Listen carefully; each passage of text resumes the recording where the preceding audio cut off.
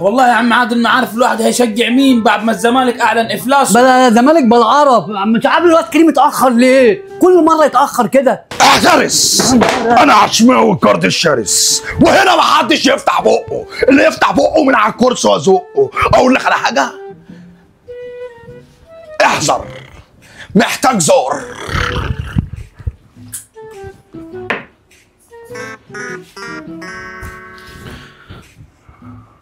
وايه اللي بيحصل لي ده؟ بقول لك ايه يا عم عادل، انا بيحصل لي حاجات غريبه يا عم عادل. يا ابني حرام عليك، هو انت كل ما تيجي تخلي نقطع الخلف؟ خلف ده السليم التلف يا جدو. بقول لك مش عارف بيحصل لي ايه، فجاه بتحول وبقلبها حظر تجول.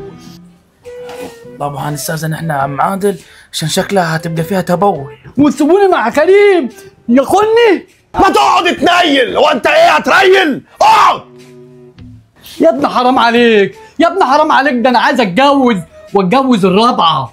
رابعه؟ ده انت عايز تتشال رابعه. بقول لك انا مش عارف ايه اللي بيحصل، فجاه ابقى كده وفجاه ابقى كده، ساعات ابقى شرس وساعات ابقى طيب، مش عارف انا كده هموت قريب ولا ايه الحكايه، ما حدش فاهم. انت يا ابني بتعمل كده ليه يا ابني؟ لا لا لا لا، انا بتفرج بس. ما انت اللي عمال تعمل كده ويلا وبقى ما انت اللي بتمرجحنا ولا ايه يا كعبلة؟ حصل انت بتمرجحنا. مراجيح ايه وملاهي ايه يا عم عادل؟ انا جاي لك عشان تشوف لي حل اللي انا فيه ده.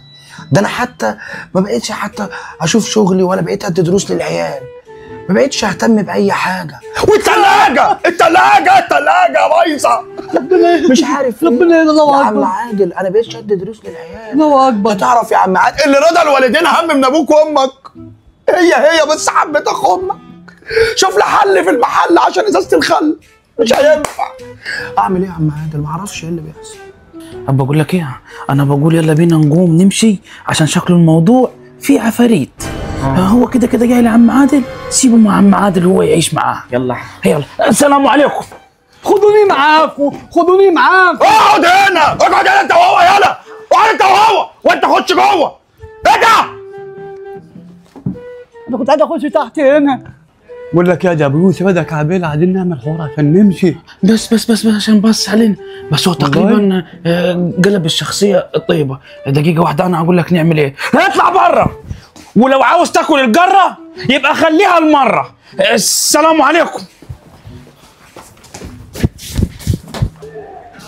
هو انا دايما كده هفضل لوحدي؟